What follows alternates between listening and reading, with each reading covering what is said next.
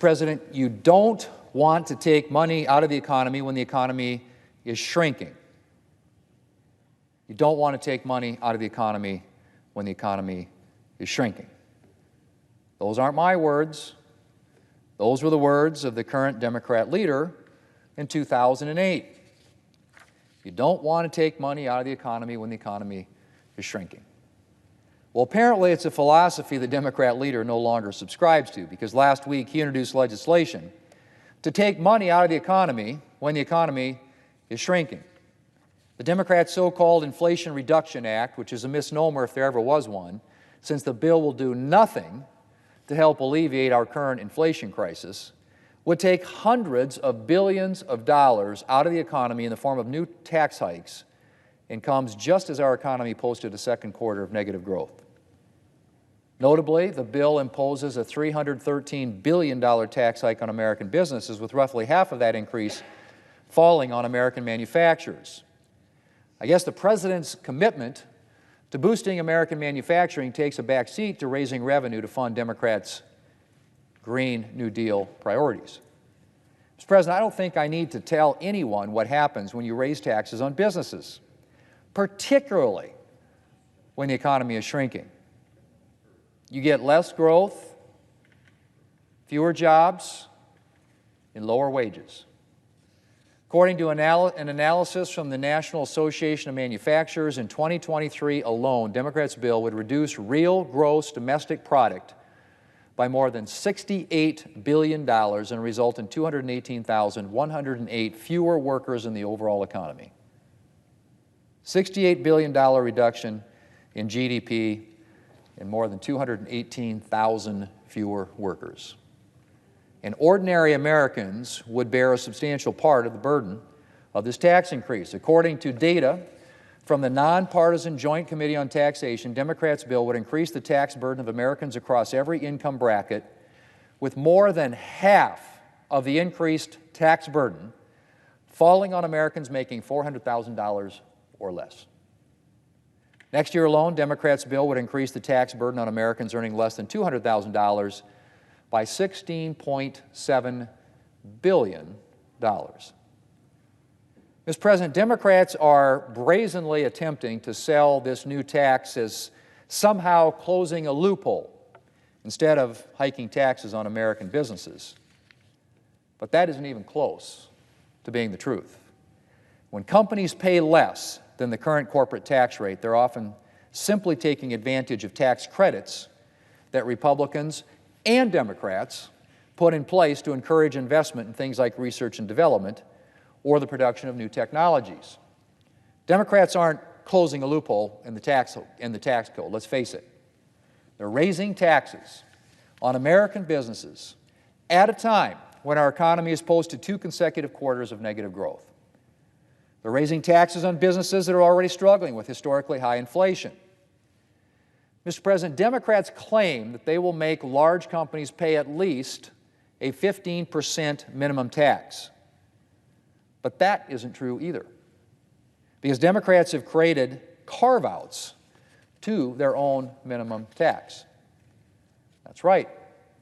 Not all companies will have to pay the new book minimum tax. For instance, green energy companies and companies that take green energy tax credits will be allowed to pay less than Democrats' alternative minimum corporate tax rate. In other words, if you are a member of or invest in Democrats' preferred industries, you get special tax treatment under their legislation. So much for ensuring that all companies pay their fair share. Mr. President, in addition to their $313 billion tax hike on American businesses, Democrats' legislation also raises taxes on investment, another bad idea at a time when our economy is already shrinking. Perhaps Democrats' real plan is to reduce inflation by slowing our economy and ensuring that we enter a recession, or what's known as stagflation. Democrats' legislation also raises taxes on oil and gas production, even as Americans continue to struggle with high energy prices, including a 75% increase in gas prices since President Biden took took office. And taxes aren't the only way that Democrats raise revenue in this bill to pay for their Green New Deal measures. The Democrats' bill also attempts to raise revenue by increasing IRS audits and enforcement. The Democrats' legislation gives the IRS an additional $80 billion in funding over 10 years. $80 billion, about 6 times their annual budget. This would allow the IRS to hire an additional 87,000 employees, meaning that the IRS would have nearly, if you can believe this, 3 times as many personnel as U.S. Customs and Border Protection, the agency that is charged with overseeing security at our nation's borders. 87,000 new employees. The IRS's budget would also substantially exceed Customs and Border Protection's budget if this legislation is enacted. Now, you might think that given the raging crisis at our southern border, the Biden administration would be focused on beefing up funding and personnel for Customs and Border Protection instead of the IRS. But you'd be wrong. Apparently, the need to find money for Democrats' Green New Deal trumps the need for a secure border. Mr. President, of the additional $80 billion that Democrats' bill would hand to the IRS, 57%, or more than $45 billion, would go to enforcement and only 4% to taxpayer services. Think about that. 4% for an agency, as I said on the floor yesterday, that only succeeded in answering about 1 out of every 50 taxpayer phone calls during the 2021 tax season, and has repeatedly, as we all know, mishandled sensitive taxpayer data. Now, to name just one instance, confidential taxpayer information was either leaked or hacked from the IRS last year and shared with the left-leaning ProPublica in order to advance a partisan agenda. And more than a year later, the IRS still hasn't provided meaningful follow-up to Congress or accountability to taxpayers for that leak. And yet Democrats' focus is not on improving the IRS's responsiveness and accountability, but on boosting the number of audits. And speaking of those audits, no one should think the IRS would be auditing just auditing major corporations and billionaires. Nope, this bill would result in a lot of audits of small businesses and ordinary Americans.